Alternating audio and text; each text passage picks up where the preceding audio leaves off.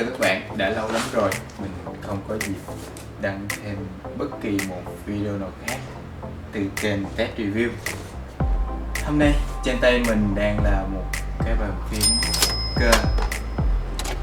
Điểm đặc biệt ở cái bàn phím này, chúng ta có thể thấy nó là bàn phím cơ đã bị lược bỏ các phím số ở bên đây, nên chúng ta chỉ còn khoảng hình như là 87 phím thôi.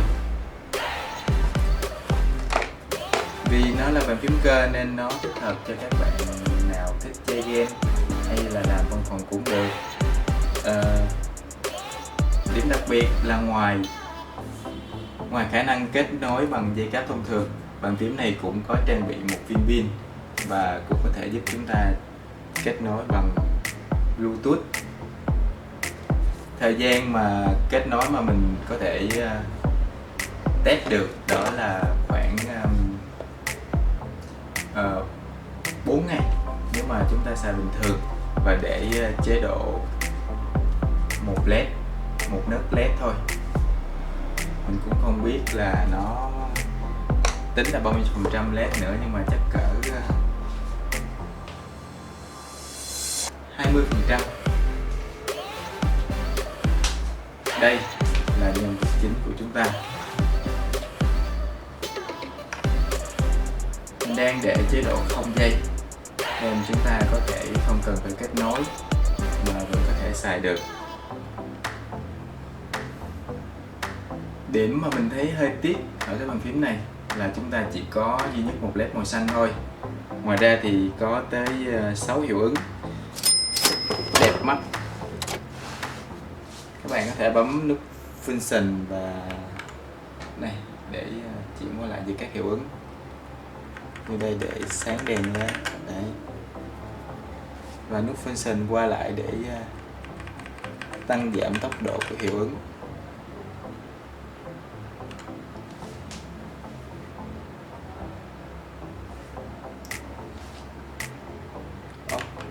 Đây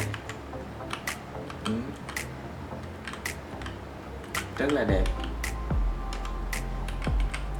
Vì đang xài pin nên mình không khuyên các bạn là bật led, vì 87 cái đèn led thì nó sẽ rất là tốn pin.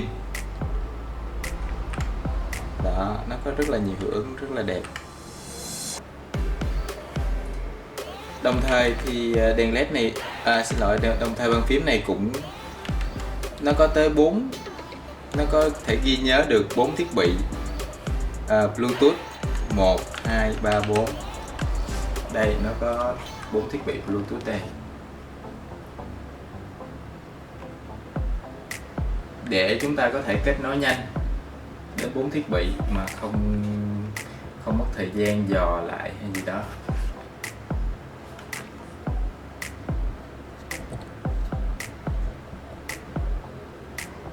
Đây các bạn có thể thấy 4 nó nằm ở phím 1, 2, 3, 4. Khi chúng ta bấm Function 1, Function 2 thì bàn phím tự kết nối đến thiết bị Bluetooth thứ hai, Function 3, Function 4. Hiện tại mình chỉ đang xài duy nhất một máy mình và mình đang sử dụng ở chế độ thứ nhất, nên chúng ta có thể thấy là khi bấm vào nó sẽ chớp và nó hết chớp thì nó sẽ kết nối. Bạn cũng có thể thấy vì xài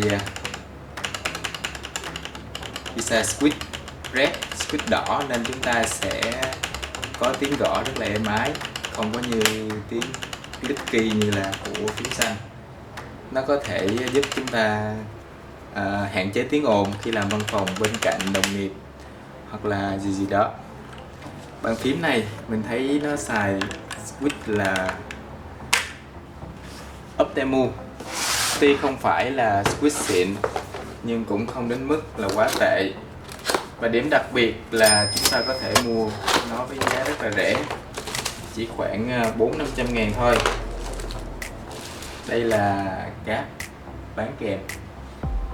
Mình không có nhu cầu xài cáp nhiều lắm. Các bạn có thể kết nối với bàn phím để kết nối với máy tính, hoặc là chúng ta chỉ đơn giản là cắm vào pin dự phòng hoặc là củ sạc để sạc lại cho bàn phím thôi. Mình thì khi nào hết pin mình mới sạc, hiện tại thì mình không có sạc cái này. Trong hộp chúng ta sẽ có một cái dụng cụ để gỡ phím, để coi cái switch nó màu gì. Mình đã test rồi, switch này nó màu đỏ và nó là của hãng Optemu. Đấy.